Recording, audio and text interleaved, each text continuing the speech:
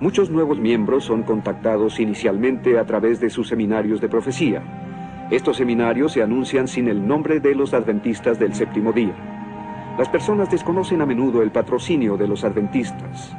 Además, usan sus muy anunciadas clases para dejar de fumar en 5 días y los cursos de cocina vegetariana para hacer proselitismo.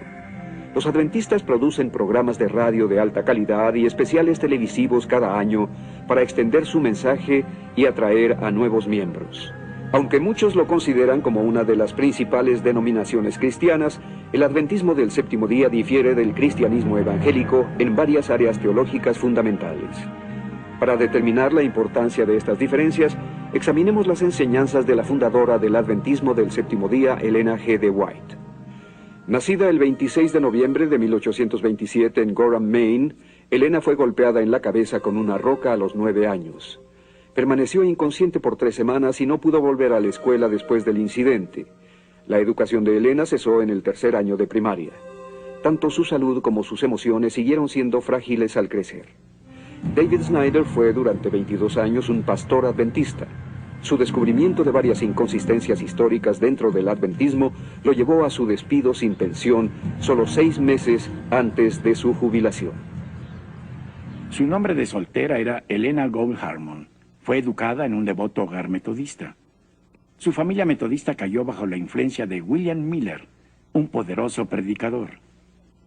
Él predicó que Cristo volvería primero en 1843 y después el 22 de octubre de 1844, supuestamente el día judío de la expiación de ese año.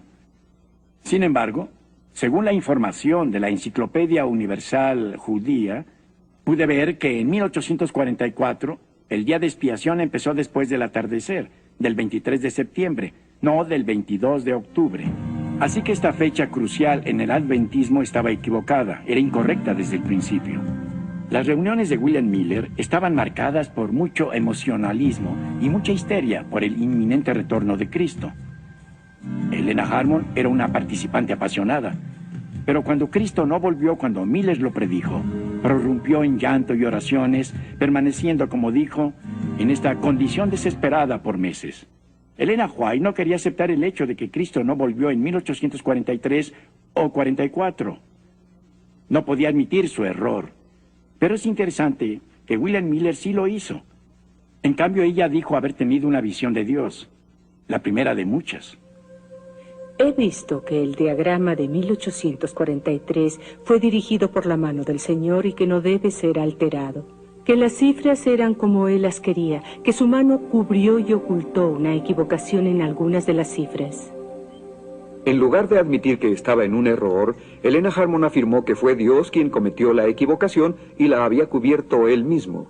Las visiones controversiales de Elena forzaron la rectificación de muchas fechas y doctrinas adventistas. Aunque la fecha de 1843 se rectificó a 1844, aún esta fecha era errónea. No obstante, la fecha de 1844 se convirtió en el cimiento de muchas doctrinas y creencias centrales de los adventistas que continúan vigentes hasta hoy. Se convirtió en Elena de White al casarse con otro anterior seguidor de Miller, James White, en 1846. Como afirmaba poseer el espíritu de profecía, se convirtió en la figura de autoridad absoluta para el pequeño grupo inicial de fieles adventistas. Os presento lo que el Señor me ha presentado. No escribo un solo artículo en la revista que exprese meramente mis propias ideas. Son lo que Dios ha desplegado ante mi visión, los preciosos rayos de luz que brillan del trono. Sus escritos crecieron hasta ser 17 veces más extensos que la Biblia entera. Sus seguidores debían referirse a estos 5,000 artículos, 49 libros y 55,000 páginas manuscritas que afirmaba haber escrito y considerarlos tan inspirados como la Biblia a través de la pluma inspirada de Elena G. de White.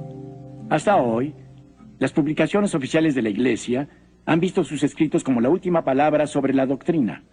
En las 27 doctrinas fundamentales, declara que la Biblia es la fuente autorativa, pero también dice que los escritos de ella son una fuente de verdad continua y autorativa. Debemos mencionar que volvieron inaccesibles sus más vergonzosos escritos, guardándolos bajo llave en la bóveda de los bienes White.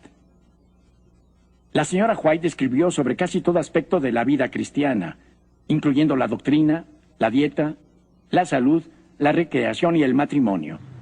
Muchos de sus escritos se realizaron en Elms Haven, su hogar en California. Afirmaba que un ángel se acercaba a su cama cerca de esta silla en su alcoba. Aún más, creen que los 3 ángeles mencionados en el Apocalipsis en la Biblia llevan 3 mensajes únicos: el juicio investigador, el día de reposo en sábado y el culto en domingo como la marca de la bestia. Sidney Cleveland era un ministro ordenado de los Adventistas del Séptimo Día que ministró a 13 iglesias entre 1979 y 1990. Mientras él investigaba para escribir un libro que daba validez a la inspiración divina de Elena G. de White, Cleveland descubrió tantas falsas profecías que se desilusionó. Más adelante publicó sus hallazgos en un libro titulado Blanqueado, desenmascarando los mitos de Elena G. de White. La Iglesia Adventista del Séptimo Día se fundó sobre profecías referentes a la segunda venida de Jesucristo. No es casualidad que la Biblia contenga muchas advertencias sobre falsos profetas. La prueba bíblica de un falso profeta en el Deuteronomio capítulos 13 y 18 es simplemente si la profecía se vuelve realidad o no. Es un hecho registrado en la historia que las siguientes profecías de Elena G. de White no se volvieron realidad como ella había dicho. Luego me fueron señalados algunos que están en gran error al creer que tienen el deber de ir a la vieja Jerusalén y piensan que tienen una obra que hacer allí antes que venga el Señor. Vi que Satanás engañó gravosamente a algunos con respecto a esto. También vi que la vieja Jerusalén nunca será edificada. Exactamente ha sucedido lo opuesto de lo que Elena White predijo entonces. La vieja Jerusalén ha sido edificada desde 1948, cuando Israel se convirtió en nación. Ella estaba completamente equivocada. Y también predijo en sus primeros escritos que acompañaría a los santos vivientes cuando Jesús volviera. Pronto nuestros ojos se dirigieron al este, porque había aparecido una pequeña nube negra del tamaño de la mitad de la mano de un hombre. Todos supimos que era la señal del Hijo del Hombre. Las tumbas se abrieron y en el mismo momento fuimos transformados y arrebatados juntamente con ellos para encontrar al Señor en el aire. La señora White no formó parte de los santos vivientes de su visión.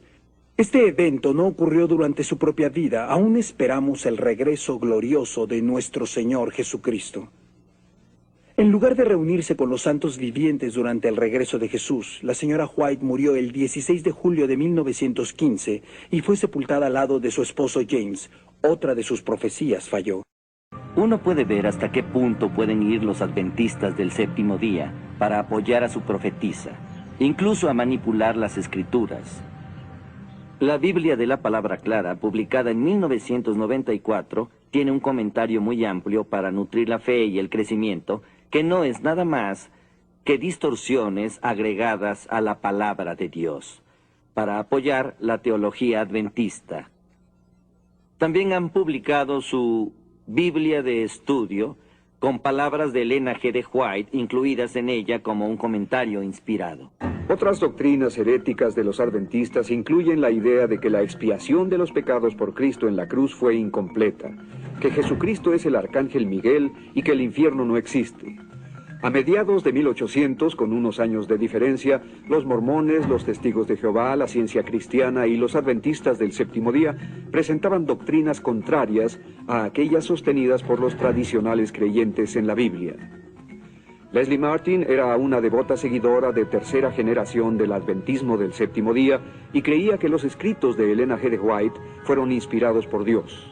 Sin embargo, la enseñanza que había recibido en su sistema escolar comenzó a esclarecerse cuando empezó a estudiar la Biblia. Muchas doctrinas de los testigos de Jehová y de los adventistas son similares.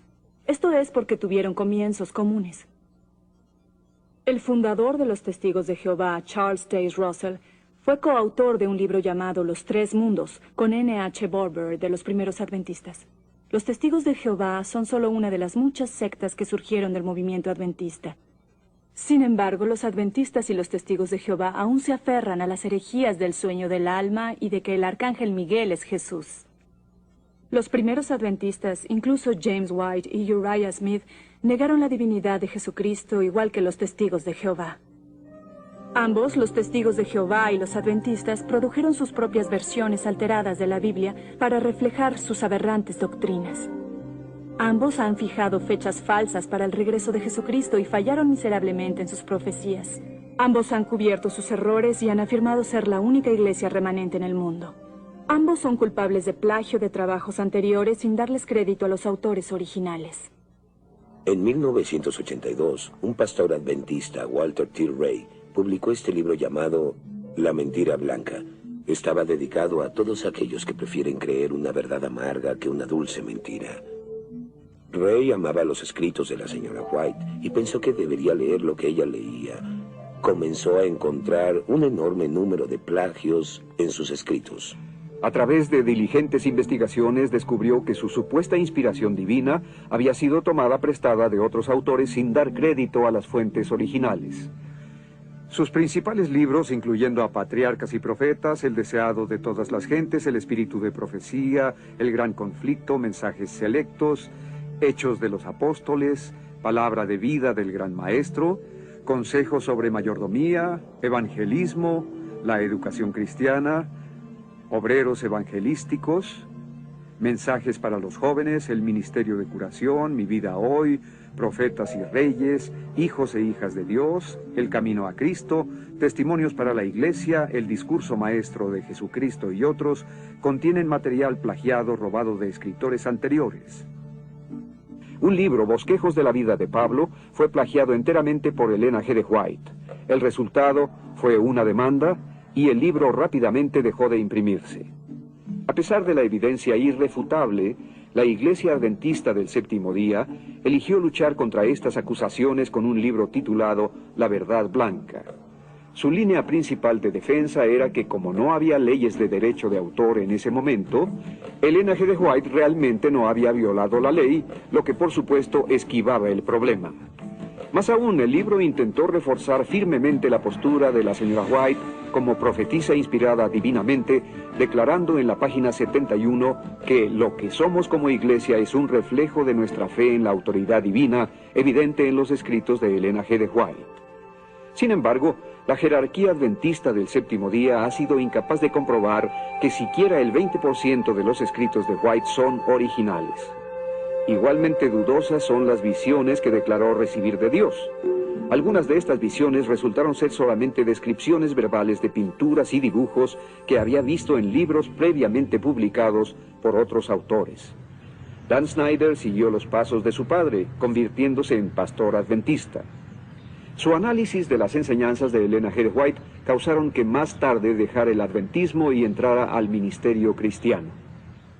Aquellos quienes examinan los primeros documentos que contienen los consejos de Elena G. de White para la dieta y la salud se sorprenderán. Debemos tomar en cuenta que era una dama victoriana con ideas muy conservadoras sobre el sexo opuesto. La mayoría de sus consejos de salud se relacionaban con sojuzgar los apetitos sexuales masculinos que ella consideraba excesivos.